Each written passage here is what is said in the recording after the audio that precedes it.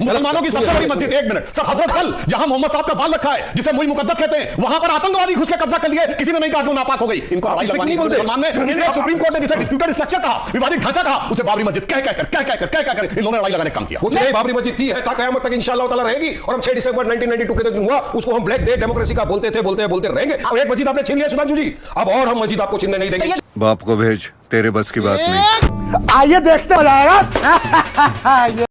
Picture चालू करो बे। यही कहूंगा कि आज तो 6 दिसंबर है, ब्लैक डे डेमोक्रेसी का है। 1992 के दिन हमारी बाबरी मस्जिद को धोखे से शहीद कर दिया गया था। नंबर 2, धमकी किसको दे रहे हैं आप? तो अम्बेडकर जी में मानते हैं ना? बिल्कुल।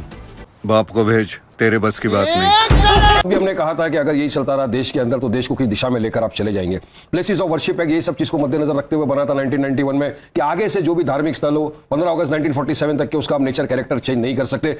अच्छा, हमको सिखा रिया है। मगर ये नहीं समझ रहे, ये बार बार लोअर कोर्ट्स में जाके सर्वे का ऑर्डर लाते हैं, सर्वे कराने की बात करते हैं। और आप हम तमाम ने देखा कि सर्वे के नाम के ऊपर ज्ञानवापी के अंदर क्या हुआ, हमारा वजू खाना सील कर दिया गया। सर्वे के नाम पर संभल में आपने हमने तमाम ने देखा कि किस तरह से 5 मुस्लिम युवाओं का कत्ल कर दिया गया, शहीद हो गए 5 मुस्लिम युवा। और आपका टॉपिक ये है, जब जो मस्जिद कमेटी है जिसने गया है सुप्रीम कोर्ट में, उन्होंने साफ कहा है ना, हम तो पहले से बोलते रहे कि अगर आप इसी तरह सर्वे करते रहे, हिंदू मुसलमान के बीच में आप नफरत फैलाते रहे, तो हमारा देश तो वही 92 के एरा में चले जाएगा। तो जब 91 प्लेसेस ऑफ वर्शिप एक्ट, उसका फायदा क्या हुआ? उसका इंटेंट और इंटेंशन तो एक ही था ना कि देश में नफरत खत्म हो जाए, हिंदू मुसलमान के बीच में भाईचारा बना रहे, गंगा जमनी तहजीब जो थी वो बनी रहे। मगर आप तो सबको खत्म करने के चक्कर में आ गए। 1991 प्लेसेस ऑफ वर्शिप एक्ट आप मानते हैं? बिल्कुल मानते हो। तो उसमें कहा है कि एएसआई जो प्रोटेक्टेड मॉन्यूमेंट्स हैं उस पर वो लागू नहीं होती है। सुनिए, good question, you are a good question. आधा एक्ट कभी भी आप सपोर्ट नहीं कर सकते, करना है तो पूरा करना होगा। लेकिन सुधांशु जी, ये वारिस भाई कह रहे हैं कि बड़ा डिस्कशन हुआ था। मेरी जहां तक जानकारी है ये बिल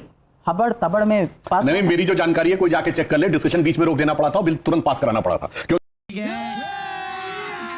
अभी मजा आएगा ना भिड़ो। कि ऐसे फैक्ट उभर के सामने आ रहे थे कि उस समय की गवर्नमेंट के लिए बहुत अनकंफर्टेबल रहा था। जैसा भी वारिस पठान जी ने कहा, भाई उसमें क्लियर कट लिखा है कि ASI archaeological survey places of worship नहीं हो सकती, दोनों एक साथ नहीं हो सकते। और चलिए वो भी मैं मान लूं, ये एक ऐसा विचित्र एक्ट था भारत के इतिहास का जो कहता है कि 15 अगस्त को जो रिलीजियस कैरेक्टर है उसे नहीं बदला जा सकता। पर रिलीजियस कैरेक्टर की डेफिनेशन क्या है, ये एक्ट में कहीं नहीं लिखी। कौन कौन से मॉन्यूमेंट्स का क्या क्या रिलीजियस कैरेक्टर था, ये कहीं डिफाइन नहीं है। तो काशी विश्वनाथ में यही तो विषय है कि 15 अगस्त 47 को अगर वहां तहखाने में पूजा होती थी तो रिलीजियस कैरेक्टर तो 1993 में बदला गया। बात तो सही है।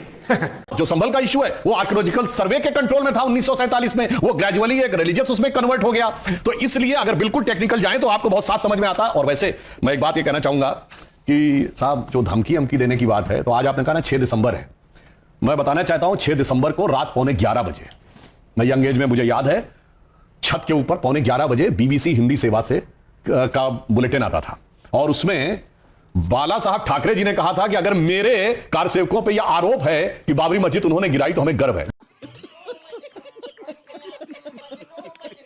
शाही इमाम जो थे जामा मस्जिद के, इमाम बुखारी, उनका जानते हैं, कोई रिकॉर्डेड हो तो बीबीसी में जाकर सुन सकता हूं। उन्होंने कहा बड़ी लो टोन में बाबरी मस्जिद मिसमार कर दी गई है, हम हर आदमी से यह अपील करते हैं कि अमन चैन बना के रखें। एंड द सेम शाही इमाम 1987 वोट क्लब की रैली, उन्होंने यह कहा कि राजीव गांधी सुन लो, तुम्हारी हुकूमतें हमारी कदमबोसी करके ही रही हैं, तुम्हारी मां भी हमारे आगे झुककर ही हुकूमत करती थी और तुम्हें भी झुकना पड़ेगा। और उन्होंने एक फ्रेज बोला था, ये किसी के पास पुरानी मीडिया रिपोर्ट हो तो जाके देख ले, उन्होंने कहा था ना, घबराओ मुसलमानों, खुदा की शान बाकी है, अभी इस्लाम जिंदा है, अभी कुरान बाकी है, वो काफिर हैं जो दिल में हंसते हैं, जाकर उन्हें बता दो अभी तो करबला का आखिरी मैदान बाकी है। नहीं पाएंगे। और मैं एक और लोग याद दिलाना चाहते हो, सबको याद होगा, लोग कहते थे जिस दिन राम मंदिर बन जाएगा उस दिन मिडिल ईस्ट के देश पेट्रोल देना बंद कर देंगे।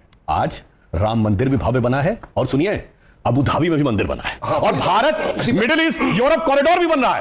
और मोहम्मद बिन सलमान G20 के बाद एक दिन एक्स्ट्रा रुके हैं भारत में व्यापार की बात करने के लिए। और लास्ट में एक बात और, सर गंगा जमनी तहजीब इसलिए है ना, दारुल उलूम देवबंद और मतलब देवबंदी और बरेलवी दोनों गंगा जमुना के मैदान में रहते हैं। सर जैसे ही अफगानिस्तान पाकिस्तान में चले जाते हैं एक दूसरे को मारने लगते हैं, अगर दसला के मैदान में चले जाते हैं, सीरिया इराक में जवाब काटने लगते हैं। 2 चीज का जवाब आपको दूंगा। एक तो बाबरी मस्जिद का आपने कहा, तो मैं तो आज भी बोल रहा हूं, मेरा मान्यता है। विष्णु जैन जी जुड़ चुके हैं, आपका स्वागत है। 2 चीज सुधांशु जी ने बहुत कही, मैं उनको ये वापस याद दिलाता रहूंगा। सुधांशु जी, मेरी मान्यता तो आज भी है, मेरी आस्था आज भी है कि एक बार जहां मस्जिद थी है ता कयामत तक रहेगी। आपने धोखे से हमारी मस्जिद को शहीद कर दिया। गजब बेइज्जती है। लेकिन आज देश ने एक चीज देख लिया है पूरी तरह से, दुनिया ने एक चीज देख लिया कि सुप्रीम कोर्ट तक ने कह दिया था कि वहां पर कोई प्रमाण नहीं मिले कि मंदिर को तोड़ के मस्जिद बनाई गई है, लेकिन आज एक प्रमाण पूरा दुनिया देख रही है कि मस्जिद को वाकई में शहीद करके तोड़ के आपने मंदिर में बनाया है। बात नंबर 2, आपने कही बाल ठाकरे साहब खुश हुए थे, बिल्कुल बाल ठाकरे साहब, और ये साथ में आजकल कांग्रेस और समाजवादी 10 सेकंड, बहुत इंपॉर्टेंट टॉपिक आज की बोलना चाह रहा हूं मैं। अभी जो इलेक्शन गए, मुसलमानों ने भर भर के वोट दिया उद्धव ठाकरे की पार्टी को, कांग्रेस साथ में थी, समाजवादी साथ में थी। आज उद्धव ठाकरे शिवसेना का जो है, उनका जो मेन नेता है मिलिंद करके, उन्होंने ट्वीट किया, क्या ट्वीट करके बोल रहे मालूम है, हमको गर्व है हमने बाबरी मस्जिद को शहीद कर दिया। सोचिए 90% मुसलमानों के वोट लेने के बाद आज ये महाराष्ट्र के अंदर जो मुसलमानों के साथ धोखाबाजी गद्दारी के जरिए, इसका कौन जवाबदारी देगा? मैं तो कांग्रेस वालों को बोलूंगा, मैं तो समाजवादी वाले को बोलूंगा, मैं राष्ट्रवादी को बोलूंगा कि शरद पवार जी आइए बताइए कि आप इस बात का खंडन करते हैं, आप इस बात का सपोर्ट करते हैं कि 90% जिन्होंने आपको वोट दिया उनका नेता आके बोल रहा है कि हमको गर्व है हमने बाबरी मस्जिद को गिराया। मुसलमानों के साथ धोखा नहीं हुआ तो क्या हुआ? ये मुसलमानों की पीठ में खंजर नहीं भोंका तो क्या हुआ? नहीं, पर ये बार-बार बात करते हैं, आप बार-बार बात करते हैं कि सुप्रीम कोर्ट की जजमेंट ने कहा कि यहां कोई मंदिर नहीं था। सुप्रीम कोर्ट ने कहा कि इसके नीचे एक स्ट्रक्चर था लेकिन वो इस्लामिक नहीं था। एक मिनट, मैं बताता हूं। सुप्रीम कोर्ट ने जो कहा, उसने कहा 12वीं शताब्दी से पहले यहां पर कोई मंदिर था, उसका आर्कियोलॉजिकल एविडेंस नहीं मिला। और मैं चुनौती से कहता हूं, अगर आप डॉक्यूमेंट्री एविडेंस को नकार दें तो 6 दिसंबर 92 से पहले वहां कोई स्ट्रक्चर था, इसका कोई आर्कियोलॉजिकल एविडेंस आज नहीं है। जब कोई चीज डिस्ट्रॉय हो जाती है उसका कोई आर्कियोलॉजिकल एविडेंस नहीं बचता है। और एक बात मैं इनसे कहना चाहूंगा, लोग कैसे लड़ाई लगाते हैं। सुनिए, इसी हिंदुस्तान में सर, एक मिनट, इसी हिंदुस्तान, सर पूरी बात सुन लीजिए, इसी हिंदुस्तान में एक और मस्जिद तो शहीद हुई, शरारे शरीफ। अरे बड़े खतरनाक लोग हैं। क्या सदियों पुरानी मजार जलाकर खाक कर दी गई और मस्तगुल पाकिस्तान भाग गया। एक मुसलमान उसके लिए छाती नहीं पीटता।